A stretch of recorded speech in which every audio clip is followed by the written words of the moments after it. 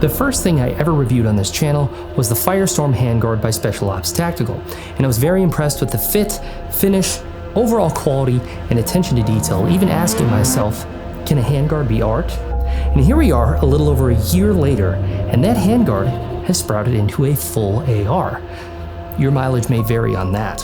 So, does the rest of the gun from Special Ops Tactical deliver on that precedent?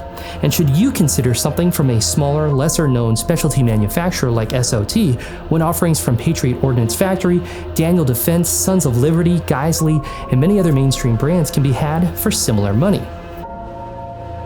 Let's find out.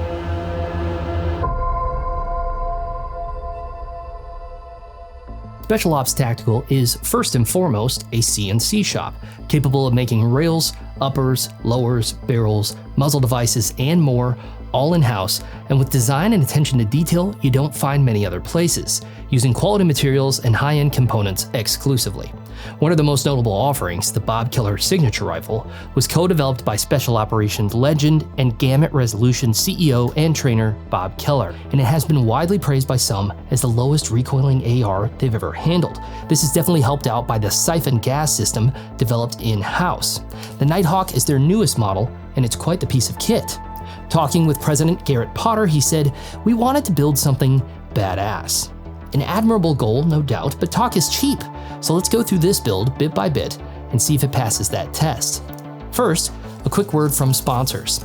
This episode is sponsored by X-Star USA, makers of the EP9 pistol. It's a lightweight polymer PCC weighing in at just 4 pounds, and it represents one of the best values of any gun I've come across to date, coming in below $500 and staying inflation-proof. Not only that, they now make Glock mags that have an excellent fit and finish, 18-round capacity, and similar value at under $12, with discounts stacking the more you buy. They're made in America, X-Star is a master of their craft, and it's a wonder how they pull it off at such a price. Ammo for this episode and many others was provided by Global Ordnance, which, like Special Ops Tactical Manufacturing, is based out of Florida. Make sure to pray for and do whatever you can to help those devastated by the hurricane. I use mainly Igman 55 grain brass. The stuff has been very reliable, and a little bit of match grade ADI, which is very nice. Both can be found on their site with great deals and giveaways going on frequently, so check them out. I believe greatly in protecting your eyes and ears, which is why I love working with Axle Hearing Protection and Gators Eyewear. The GS Extreme Pros are very comfortable, and they provide excellent protection at 29 decibels of reduction, and they stay in really well. The link below will give you a discount. Gators offers a wide selection of aluminum frame glasses ranging from daily wearables like the Starks, which I really like, and the Deltas, which are ballistic rated for the range. They're incredibly high quality, preferred by many military professionals, and you can get 15% off using the link below, and it helps me out. All right, let's get back to it. The Nighthawk features a 14.5-inch barrel pinned to 16 with their wicked and appropriately named Inferno 2 muzzle brake. The button rifle barrel is premium nitrided inside and out with 6-groove rifling and a 1-in-7 twist rate, fed by M4 extended ramps with a nickel boron extension. The direct impingement fine-tuned pistol-length gas system is not the siphon system we mentioned earlier, but it works really well. These are surrounded with their new 14-inch free-floating Nighthawk handguard, from which the model name derives, and it's practically a skeleton with more holes in it than the US's plan to fight inflation.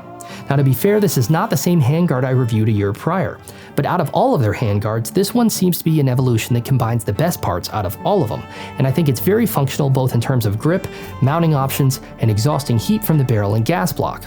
It also looks sweet, which doesn't hurt.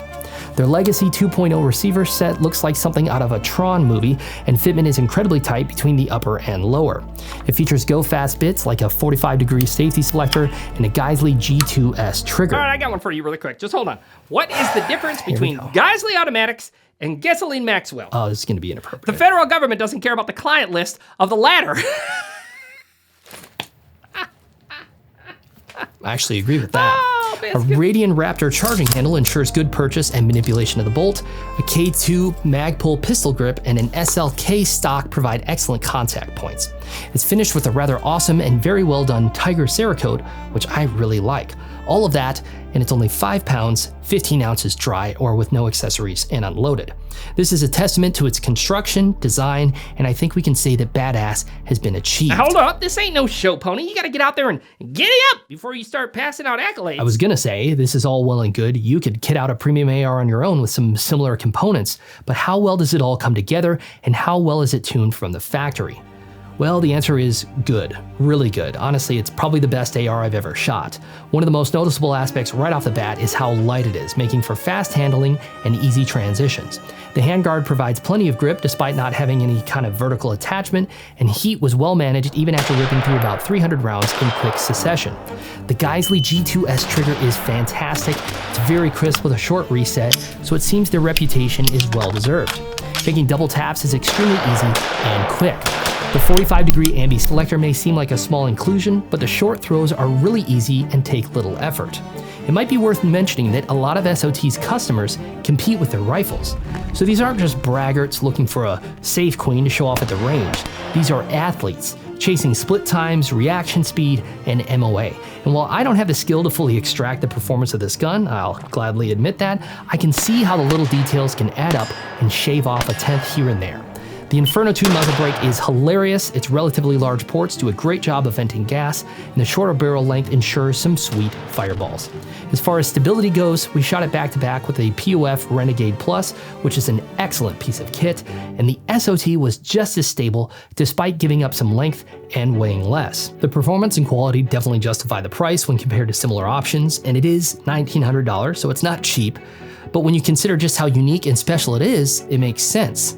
The 14.5-inch barrel is a great length that makes it very versatile without having to opt for a pistol length or having to register it as an SBR, especially with the heat that braces are getting lately, and I think it's stupid to have to pay $200 to the government to own something I should own anyway. It's not like it makes it safer.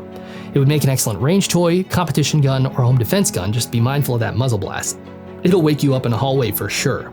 I think it's also worth noting that SOT will build you pretty much whatever you want, almost like a coach builder would with a high-end exclusive car company, giving you the ability to mix, match, and request something extremely unique. And because they do it themselves, you can really go wild. For instance, they even put my logo on this one, which I think turned out pretty good. It just further ensures that this is going to be my main squeeze, on top of all the other stuff we talked about. It's not just the logo, it's a great gun.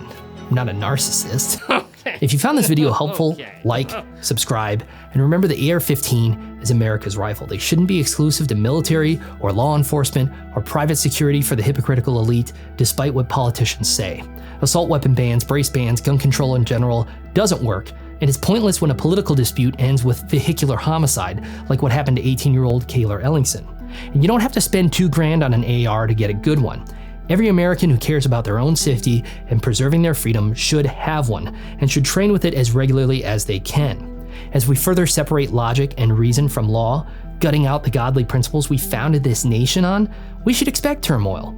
And though we should first strive to engage in well thought out, friendly, loving, brotherly discord with those we disagree with, that should always be the first thing we do, and we should keep doing it. Keeping the means to protect yourself and be dangerous to those who would do you harm is not only logical, but the most American thing you can do. Stay safe, and thanks for watching. You hear that? That might be Hillary's goons showing up. Let me go check it out.